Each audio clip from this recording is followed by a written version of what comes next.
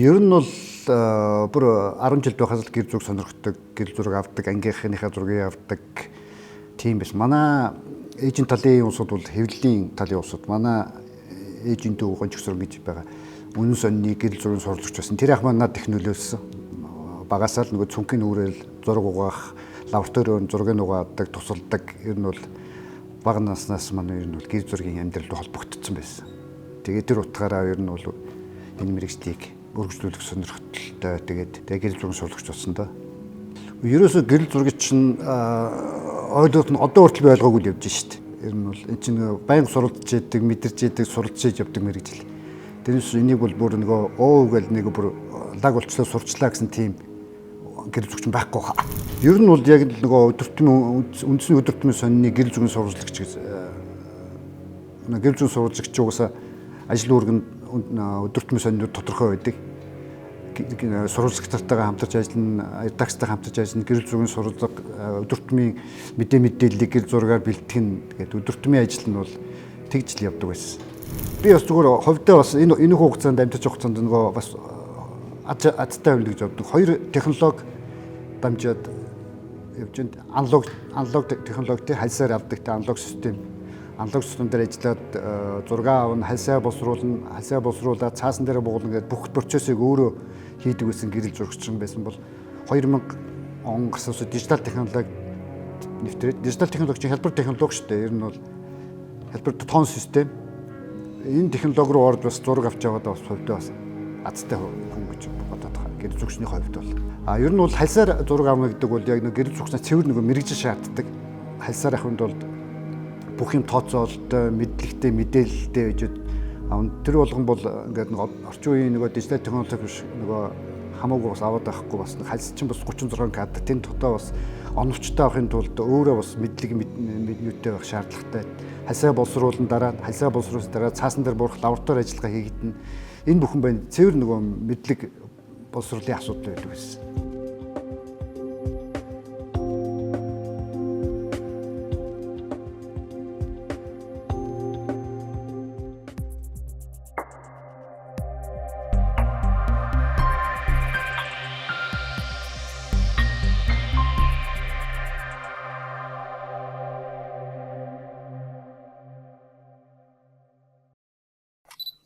За эхний зураг маань Сэргээн босголтын банкны энэ сурчлагын энэ самбарын байгаа 3 хүүхэд.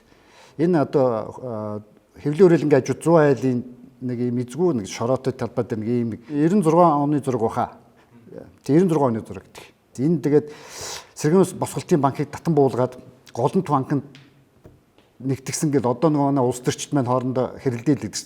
$5 Голомт банкт нэгтгсэн гэл тэр хэрүүл одоо хүртэл нөгөө энэ чуулган юун дээр явагдаад байдیں۔ Тэр үеийн нөгөө яг Сэргээн босголтын банк байжгаад Голомт банк руу ер нь бол шилжих тийм процесс явагдсан билээ. Тэрийг бол би сайн мэдэхгүй. Тэр үед энэ нөгөө сурталчилгааны самбар нь буухтсан байхад үеийн тийм зургийг би зорж авч ирсэн. Тэр үеийн орчин ч гэсэнтэй нэг тийм 100 айлын зураг нэг тийм нэг талбай юун цулгаад талд нэг ийм нэг 3 шунттай нэг сурталчилгааны самбар байдаг гэсэн. Тэгээ буулгацсан байх үе нэг сонин санагтай нэг авах ёстой гэж очиод авч ирсэн зураг. Хальсны зураг тий. За дараагийн зураг Налахын уурхайн 1900-аад оны үед байгуулагдсан Хятадууд, Оросууд нар ашиглаж ирсэн. Ер нь бол нийслэл хүрээг эднэрийг бол нүүрсээр хангаж ирсэн гол уурхай юм байлээ. Тэгээд нөгөө энэ уурхай чинь бүтээн байгуулалт хийгдээд маш том уурхай Улаанбаатар хотыг нүүрсээр хангадаг том уурхай байжгаад 1990-ад оноос хойш бол нөгөө үйл ажиллагаа зогсоо таагдаад энд бол нөгөө ард иргэд өөрсдөө бол нүүрс олборлож өөрсдийнхөө үлийн төлсийг бэлдэх Улаанбаатар хотод зах зээлд нийлүүлэх юм ажиллагаа бүх явжсэн. Тэгээд их уурхайн амьдралын тухай нэг юм гэр зургийн сурчлага эсэ хийгдсэн байдیں۔ Миний нэлээд их том хэмжээнд олон жил дамжсан. Энэ дундаас би зүгээр нэг 2 зураг авчирлаа. Энд нөгөө өдрийн цагаар тэд хоол унд яаж иддгүү, яаж амьдэрдгүү. Тэр үед нөгөө тэр уурхайд амьдарч байгаа ажиллаж байгаа залуучууд бол нэг тийм нөгөө хоол хүргэлтээр хүмүүс нөгөө барины шилэнд хийчээд цовин хийчээл барины шилэнд банштай цай хийчээд зарж тэгж нэг тийм авдаг бас нөгөө хөрхөмдийн бизнес байсан байна л да. Тэр зургийг илэрхийлэх гэж энэ зургийг бисээ авчирсан. Угаасаа нөгөө энэ гэрэл зургийн сургалт банд гэрэл зурагч чинь нөгөө бодит байдлын байгаа байдлыг заашгүй авч үлдэх ёстой л доо. Энд чинь нөгөө маш том нөгөө уурхайн үйлдвэрлэлийн орчин байсан. Тэр нь бүх зогсоод байхгүй болж байгаа чинь нүдэн дээр ингээд алга болж байгаа процессыг гэрэл зурагчны хувьд бол баримтжуулж авч үлдэх ёстой юм. Гэрэл зурагч хүн бол тэр утгаараа энэ налахын уурхай дээр амьдарч байгаа ажиллаж байгаа хүмүүсийн амьдрал ахуй байгаа байдал тэр яаж ажил хийж байгаа ашиглаж байгаа нөгөө уурхай руу цоног руу орж ашиглаж байгаа тоног төхөөрөмж яаж үйлдэл хийж байгаа гэд бүх тэр болгоныг бол авч үлдэх ёстой. Тэр утгаар би нэлээд том хэмжээний гэрэл зургийн сурвалжлага хийсэн байдаг. 3 хүүхдийн зураг нэг Оросын бурлакууд гэдэг нэг юм нөгөө далаагаас нөгөө ачаа зөөж байгаа нөгөө тэр нэг юу гэдэг вэ тийм да нэрийн сайн мэдэхгүй байна. Тийм нэг зураг байдаг. Тэрнтэй л их төсөө ижилхэн харагдаад байд. Жишээлбэл энэ 3 хүүхдээр харж байхад зүгээр хувцсалтын харагдал доогуур нь өмсч байгаа өмссөн эхний 2 хүүхдийн болтой болыг нөгөө социализмын үед өмсдөг байсан хүүхдүүдийн болтойны байгаа байхгүй. Ер нь бол дунд сургуульд социализмын үед өмсдөг байсан хүүхдүүд дандаа нэг юм Оросын ийм хэмэд үстэй энэ болтой өмсдөг байсан байхгүй. Одоо энэ байхгүй болсон хувцас шүү дээ. Ингээд зүгээр хувцсан дээр жишээ харж байхад бол нэг юм байгаа. Ер нь бол нөгөө өөрөө сонирхлоороо энийг зайлшгүй авах хэрэгтэй гэд сонирхно гэрэл зурагчийн сурвалжлагчийн үүднээс сонирхол татаад байгаа байхгүй юу. Тэгэхээр тэр чинь нөгөө гэрэл зурагчин хүмүүс маань бас зураг авахаасаа гадна энд чинь бас тодорхой хэмжээний нөгөө тайлбар бичих хүмүүстэй уулзаж мэдээлэл авах шаардлагатай байдаг. Зүгээр зураг авах биш шүү дээ.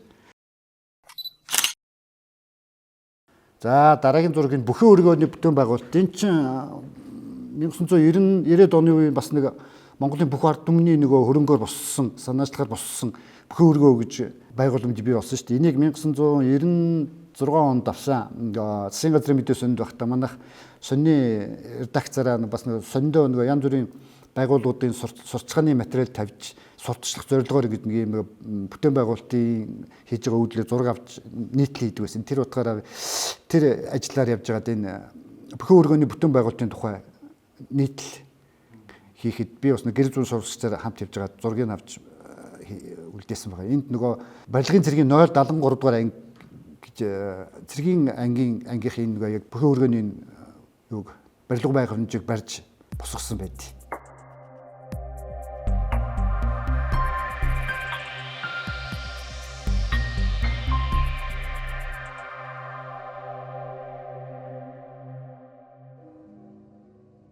Анхны камерыг бол Смена гэдэг нөгөө хүүхдүүд зориулсан Оросын тийм камер өгсөн. Хялбаршуулсан тийм нэг фокус эднэр нь өөрөө нэг таардаг баг юу хязгааргүй дээрээ авдаг тийм Смена гэдэг нэг хүүхдийн камерээс. Одоо бол дижитал технологи өсөж Canon-ы загварууд дээр л ажиллаж байна да. Гэхдээ ер нь миний чиглэл бол баримт гэрэл зураг. Баримт гэрэл зурагч нь ерөөсөө нөгөө цаг үедээ зайлшгүй гэрэл зурагчны хийх ёстой ажил шүү дээ. Цаг үед чинь нийгэм ингээд бидний 90-ад оноос хойш нийгэм солигдсноос хойш нүдэн дээр өстө бүх юм гялзаж өнгөрж шүү дээ. Бүр нүдэн дээр бүх юм өөрчлөгдөөл, амьдрал ахуй өөрчлөгдөөл, хувц сунар өөрчлөгдөөл, хүний хэрглэж байгаа машин, унаа, барилга, байгууламж бүх юм нүдэн дээр эрс өөрчлөгдөж байгаа шүү дээ. Энэ бүхнийг бол гэрэл зурагч бол зайлшгүй авч явах үлдэх ёстой. Тэр үеийн бол өөрийнх нь үүрэг байхгүй. Ер нь бол чи эргээд нөгөө түүх дугуйтгаар нэгдүгээрт үлдэх ёстой. Хоёрдугаарт эн чинь авахгүй байхын аргагүй шүү дээ. Ерөөсө бүр нүдэн дээр бүх юм өөрчлөгдөж байгаа чи хорхоо өрөөд дотроос ингээд аваа гэдэг бүр ингээд шаардаад байгаа юм чинь дотоод ертөнцөөс. Тэр утгаараа бол зайлшгүй энэ нийгэмд болж байгаа үзэгдэл, өөрчлөгдөж байгаа бодит байдал, амьдралын хүмүүсийн энэ өөрчлөгдөж байгаа ажил үйлс, зам төлөв, үйлдэл, идэж ууж байгаа хоол унд, нийгмийн өөрчлөлт, бүтээн байгуулалт бүх юмыг л авах хэрэгтэй. Яг зүгээр би социализм үеийн энэ хэрэглэгдэж байсан урай лозунгууд байна шүү дээ. Жишээлбэл Цэдэн Булгай нөгөө намын төв орноос дэвшил хүмүүр баг улцаас туйлын аж ахуйч аривч ямарч энэ төр гээл хэр утга өчүүгэн чөрөхгүй энэ төр гээл тэр ийм лозунгууд чинь нөгөө сум болгон аймаг болгоны сургууль болон нийтийн нөгөө үйлчилгээний газруудад нөгөө хийж тавигддаг байсан. Тэрийг бас нэлийн авсан. Гэхдээ зарим тийм юунуудын нөгөө байгууламжийн дээр бичсэн гэж авч үлдэж чадаагүй тэрэнд нь жоохон харамсдаг. Гэхдээ бас зөндөө зургууд байна уу авч үлдэж чадаагүй. Одоо бодож байхад зүгээр өнгөрөөцсөн зургууд зөндөө л байд. Одоо бол харамсах ганц нэг юмнууд байна.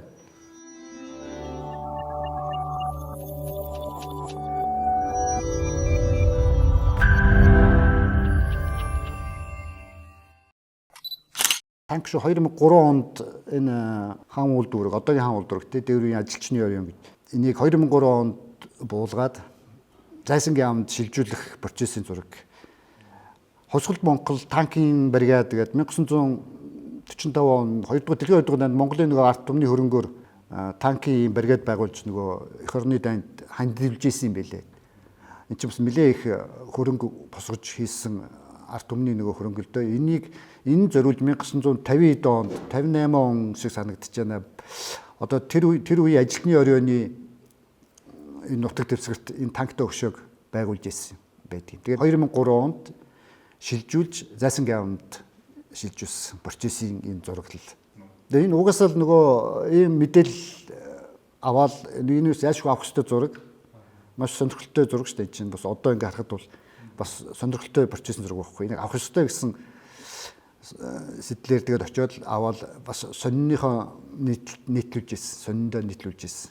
Ууин чи янз янзын сонин их шок яриагсан байдаг шүү дээ. Нэг нөхөр үнэн ч юм худлаач юм уу зүгээр нэг нөхөр төмрийн хоогонд тушаацсан байлаа энэ гэдэг ч нэг тийм яриа явдаг байсан. Энэ яг зүгээр тэр үед нийгэм өөрчлөгдөд нөгөө гаднаас ч очиж төлөөлөгч дэрдэг янз бүрийн хүмүүс ирдэг. Өөдөөс нөгөө танк зогсож явахад их эвгүй байсан гэсэн тийм сэтлэр ер нь нүүлгсэн баг гэж боддог. Тийм яриа явагддаг ер нь бол сонирхолтой процесс явагдаж штэ. Энд чинь нэг юм бүтээн байгуулсан юм болгож хүмүүс сонирхож маш их хүмүүс орж сонирхож харж үйлдэлийг харж ирсэн. Ер нь бол нөгөө социализмын үед Улаанбаатар хот болон Монголч нөгөө ленинизмын болон Ленины хөшөө зохицолбор Ленины байгууламж эднэр их маш их байсан шүү дээ. Гэхдээ яг зүгээр миний хүүхэд нас ч угаасаа социализмын үдэн суртлаар хүмүүжиж яасан үе шүү дээ. Тэгээд дуртай юу аах зүгээр бүхэл бүтэн бүр шал өөр нийгэм солигдоод ихэр чинь нөгөө өмнө байсан нийгмийн бүх юмнууд чинь одоо ингээ харахад бол нөгөө сонирхолтой байхгүй юм чинь авч үлдэх зайлшгүй нөгөө гэрэл зурагт бол авч үлдэх ёстой нөгөө зүйлсүүд байхгүй юу. Одоо ингээд эргээд харахад маш сонирхолтой харагдаж байгаа үстэй тийм ээ. Нэг юм байсан байна. Нийгмийн үзэгдэл ингээд харагдаж ийм гэж яадаг байсан байна. Ийм байдлаар яадаг байсан байна энэ гэдэг боддоодлоор ингээд харагдаж маш сонирхолтой байхгүй юу. Чи угаасаа нөгөө баримт болоод гэрэл зурагчны хийх ёстой ажил. Үүрэг нь бүр хийх ёстой ажил. Зайлшгүй авч үлдэх ёстой. Угаасаа зүгээр жишээлбэл Оросын холбооны улсад зөвхөн нөгөө Ленины 15 республик гэж байсан шүү дээ тий. Зөвхөн нөгөө Ленины хөшөөг зургийг авч явдаг тийм гэр зурагчд байна шүү дээ. Тийм клуб байна. 15 республик 15 бүгд найрамд улс байсан бүх одоо ингээл тосхон суурин хот тосхонд байдаг бүх Ленины толгой болоод Ленинтэй холбоотой барилга байгууламж хөшөө дурсгалуудыг авдаг тийм зурагчин бөгөөд клуб байдаг. Би бас тэрэнд байдаг. Тэрэндээ сонирхол маш олон сонирхолтой зургууд байдаг. Тий угаасаа энэ чинь нөгөө сонирхолтой сэдв шүү дээ. Цаг үеэсээ болоод энэ чинь устж алга болж байгаа юм чинь авч үлдэх л ёстой. 90-ад оны талах маш хэцүү эмзэг үе байсан шүү дээ. Энд чинь зах зээл чийдснээс хойш нөгөө бүх хүнсний болоод юуны үйлдвэрүүд чинь бас нөгөө ийм юуг алдаад хэмнэл гэдэг юм уу юу гэдэг нөгөө үйлдвэрлэлийн харьцаад нөгөө хүмүүс өдөр тутмын хүнсний нөгөө хэрэглийг хангахад бол нөгөө маш хэцүү болоод нөгөө айл өрхөж болгон хүнсний толгоонтой өдөрт 2 талах чөлөө юу илээ. Тэгээд тэдэн грамм элсэн чихэр тэдэн грамм масл гэх мэт өдөр тутмын хүнсний хэрэглийг толгооноор авдаг байсан. Одоо тэгээд та бүхэн бол сонсоход бол маш их сонирхол санагдах байх л да. Хүн болгон айл болгон толгооноор хүнсээ авдаг байсан гэхэд толгооноор хүнсээс авахаас гадна хүнс нь олддгоо талах олдохгүй, махан олдохгүй, олдохороо бүр алаан болж ойчирж олж авдаг. Тэр бол бүр нэг тийм нэг хэцүү хэсэг үе байсан. Би энэ зургийг одоо 100 айлын хүнсний дэлгүүрд одоо байгаа да. Тэр та бүхэн очиод харуул яг энэ барилга байгууламж яг хүнслэлгүүр байж идэв. Энд очиж нэг талхан дээр ойчирлж байгаа, талхан дээр алзаж, талхаа авж байгаа хүмүүсийн нэг зургийг авч таарсан. Тэгээд энэ 3 талх аваад явж байгаа залуу бол үнэхээр л хичнээн хүүхэд хэдэн хүүхдтэй хүүхдүүдтэй талх авч очиж байгаа ямар ажиргалтай гарч явж байгаа тий. Талх авах гэж тэнд бол алаан л олдог байдаг шүү дээ. Би хүртэл өөрөө зогсоол ойчлол алзж нэг хэдэн талх болж авдаг. Өдөртмийн барыг хүнсэн талх эсэн чихрэл байсан да. Гайгүй айлн нэг талан дээрээ масл түлхэх нь ер нь бол нэг тийм хэсэг хэцүү үе байсан үнэхээр. Тэр үеийг илэрхийлж нэг юм зургийг авсан.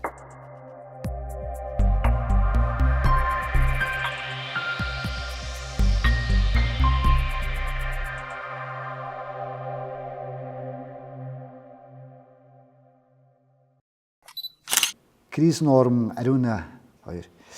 Энэ 1999 оны 6 сард Смокийн хамтлаг, Английн алдар Смокийн хамтлаг Монголд ирж тоглосон. 90-ад оны үед бол манайд ч их мундаг дэлхийн сайн хамтгууд ирж тоглосон шүү дээ. Смоки ирж тоглолоо, Модерн Токио ирж тоглолоо, Дэмс Рус ирж тоглолоо, Оросын одоо Алсуу ирж тоглолоо. Бас нэлээд хэдэн ер нь бол дэлхийн мундаг хамтгуудаас энэ миний мэдхийн энэ хэдвэр ирж тоглосон байдгийг. Бас тэр үед бол бас үдсэн залуучууд нь азтай л юм тийм ээ. Одоо бол мэдэхгүй. Одоо ийм мундаг хамтгаа одоо ирж байгаа гэдээ би бол сайн мэдэхгүй л яг үндэ. Тэгээд 1999 онд Смоки хамтлаг ирээд Крис Норм ч энэ манай Ариуна дуучин Ариунатай Стамбулын дууг дуулсан. Крис Норм ч угаасаа нөгөө аялан тоглолт хийж явж байхдаа аялан тоглолт хийж байгаа улс орныхоо хамгийн сайн гэдэг юм уу дуучин эмэгтэй дуучинтай энэ Стамбулын дууг дуулдаг байхгүй юу? Уламжлалтай. Анхны нөгөө дуучин 1970-ад онд Крис Норм ч Сүси Кватертай дуулдаг шүү дээ. Та сонсоод үзэр их гоё дууштай. Тэгээд нөгөө улсуудын нөгөө мундаг эмэгтэй дуучтай бол Оросын Албаны улсын Наташа Королевтой дуулсан байдаг. 99 оны 6 сард нөгөө цэнгэлт хүрээлэнд Смоки хамтлаг тоглолт хийгээд Крис Нормон Ариуна хоёрын Стамбулын дуулж яхад би энэ зургийг авчихсан. Энэ угаасаа заашгүй авах хэрэгтэй зураг байхгүй. Бас нөгөө зураг авахын тулд нөгөө гидэл зурагч чинь зүгээр нэг ингээд дараад авахгүй шүү дээ. Энд чинь мэдээлэл хэрэгтэй, мэдлэг хэрэгтэй, унших хэрэгтэй, судлах хэрэгтэй. Тэр ухтгунаар л зураг авна шүү дээ. Ер нь бол би хөдөө тэгдэс. Сайн судлах хэрэгтэй, сайн мэдээлэл авах хэрэгтэй, сайн унших хэрэгтэй, мэдээлэл сайтай авах хэрэгтэй. Тэгжээж сайн зураг авна. Ер нь бол гидэл зурагчны хийх ёстой ажлуудын нэг. Тэрнээс биш ер нь бол зүгээр очиод пад гэдээ дарчаад явдаг ажил биш байхгүй ер нь бол. Хүмүүс зүгээр нөгөө энэ нэг зүгээр нэг лупны камерны араа цонхоор очиод хэдэн гой зураг авчлаа гэж амархан юм шиг санагдаад боловч тэр дотор маш их юм бодож байгаа шүү дээ. Маш их явжээ зураг авна, маш их хөрөнгө заржээ зураг авна. Энийг бол би зүгээр хэлмээр санагддаг. Тэр амар ажил биш. Эрсдэлтэй ажил бас. Энд чинь нөгөө гидэл зурагч, гидэл зүүн сурвалжлагч чинь нөгөө халуун бүсэд явж зураг авдаг тий. Юм болгоны тэрэгүн шугам дээр явдаг ажил байхгүй юу гэж. Нийгэмээс ер нь гэрэл зурагчийн хүн чинь бол аливаа юмнаас нийгэмээс дандаа төрүүл сэтгэж яадаг усуд байхгүй юу. Сэтгэж явах ёстой ер нь бол. Тийм байх ёстой юм гэрэл зурагч чинь. Юмны хойноос явахгүй, юмны төрүүнд явж яадаг. Төрүүлж бодож яадаг, төрүүл сэтгэж яадаг. Тийм ажил.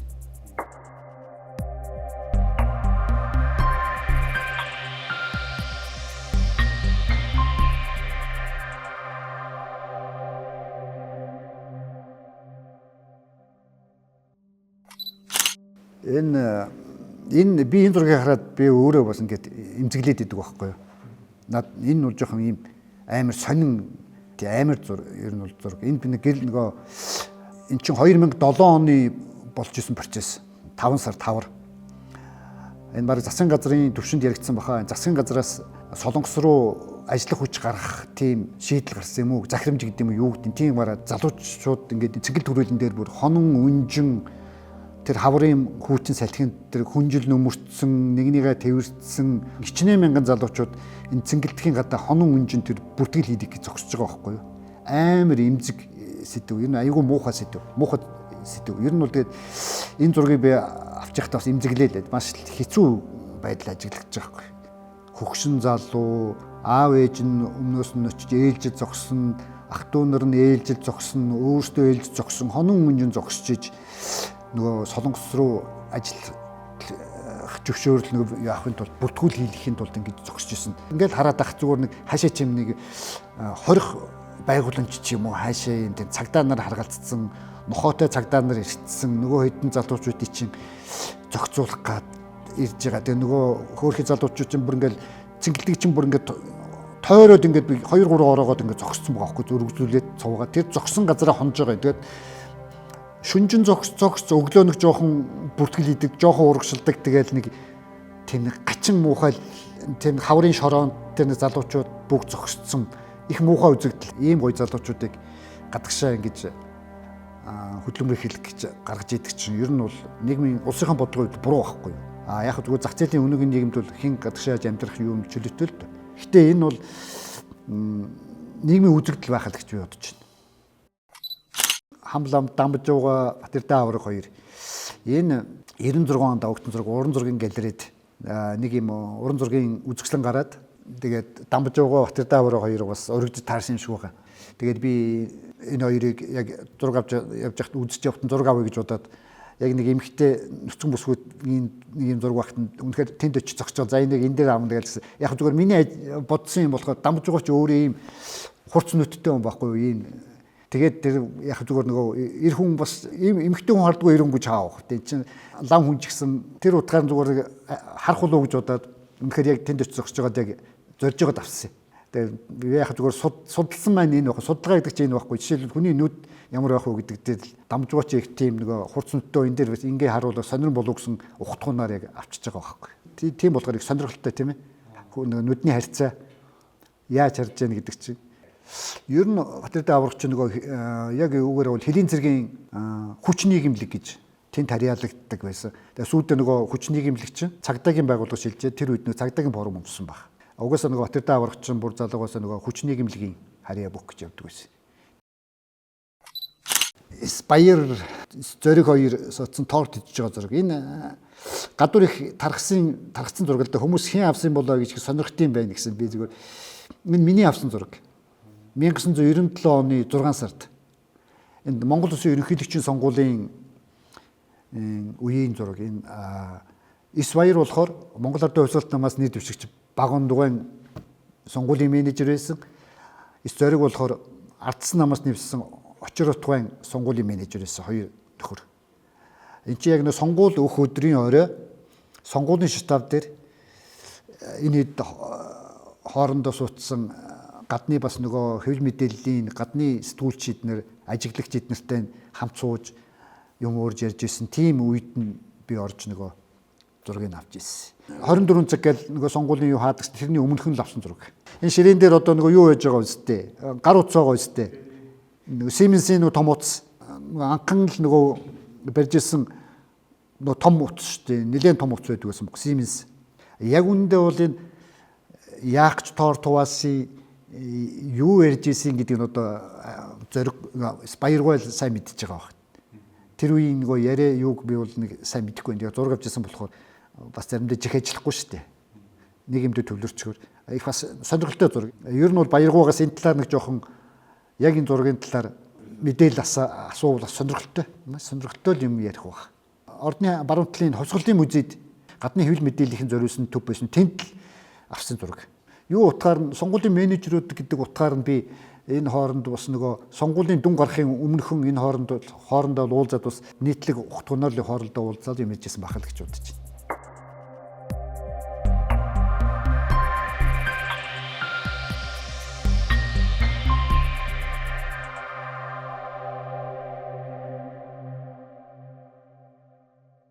Энэ 1998 оны 10 сарын 20-нд аимшигтай муухай хэрэг болсон шүү дээ.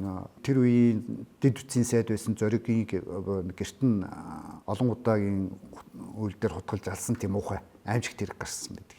Яг энэ үйл явдлын өмнөхөн би засгийн газрын мэдээ сонд ажиллаж байсан. Говьолтоор томилтоор явчаад 10 сарын 1-нд ирсэн. Тэгэл маргааш өглөө боссон чинь ийм муухай хэрэг гарчааг мэдээлсний дараа маргаашаас нь хүмүүс эмгэний лидер хийх гээд мэдээлэл авах гад ч юм уу ер нь бол эмгэний лидер хийх гээд Сүхбаатарын баатар бүгд нэлээд олон хүмүүс сугсан байдаг. Энд зүгээр статистик тоогоос одоо харж 30 мянган хүмүүс энд Сүхбаатарын талбайд цуглаж эмгэний лидер хийсэн тийм тоо баримт байд юм байлээ. Энд бол тэгээд 3-4 хоног Сүхбаатарын талбайд хүмүүс ирж эмгэний лидер хийж өдөр нь нөгөө цуглаан дээр ягаад оройн талбай дээр лаасаах саж эмгэний лидер хийх тийм үйлдэл хийж ирсэн. 90 оны нөгөө хувьсгалаас ардчилсан хувьсгал дээр талбай бол нэлийн дүүрч байсан. Тэгээд тэрний дараа баг тэгж олноороо цуглаж исэн цуглалт байж магадгүй.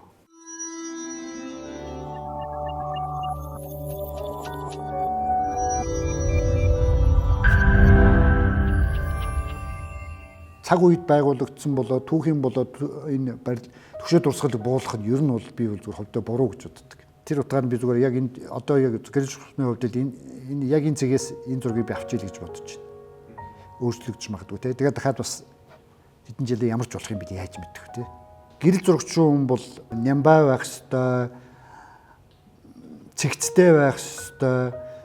Зураг зөвхөн зураг авах биш шүү дээ. Энд чинь нөгөө гэрэл зургийн архивлах те. Архивлах он сар өдөр өдөр тутмын мэдээллийг бичиж яах ёстой. Яг одоо ч нөгөө дижитал технологи бүх юм нөгөө компьютер дээр ажиллаж байгаа хайцангуй хялбар болчихчих л те. Тэг гэрэл зургийн хаана баримт гэрэл зураг шүү дээ. Яг одоо үр дүнгээ юуг харуулдаг ч гэсэн цаг хугацаа өнгөрөх тусам үнэтэй эзэнтэй болдог, өгүүлэмж ихтэй болдог, судалгааны материал болдог. Маш чухал сэдв байхгүй юу. Соёлын гавьяа тэтгэлтэн Дармын Батбаяр гээд зохиолж байсан. Агшин хором бүрийг аргамжиж үлдэнэ гэдэг аяа их ховь тавилаа гэдэг нэг сайхан үг хэлсэн байд. Энэ нийгэмд болж байгаа үзэгдэл, нийгэмд болж байгаа энэ бүх юмыг гэрэл зургаар авч үлдэнэ гэдэг чинь бас их ховь тавилан байхгүй юу. Их хөв зөө байхгүй юу. Ялангуяа баримтат гэрэл зураг.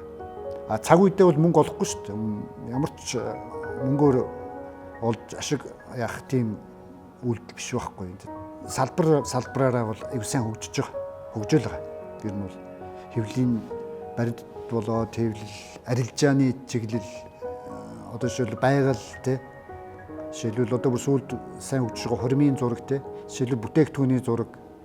Тэгээд нөгөө зах зээлэд дагаад аюу сайн хөгжөөд байгаа байхгүй юу. Баримтат болоод энэ хэвлийн гэрэл зургийн энэ бол зайлшгүй нэг улсаас болоод тодорхой хэмжээгээр нэг хөрөнгө оруулалт хийх ёстой тийм салбар байхгүй. Баримт болоод гэрэл зүйн сурвалж хэвлийн гэрэл зурагч. Энэ чинь улсаас бараг бодлоготой хийж явах ёстой ажил байгаа. Энэ маань жоохон хоцрогдоод байдаг. Яагаад гэвэл гэрэл зурагчийн асар их мөнгө, хөрөнгө шаарддаг ажил байхгүй юу.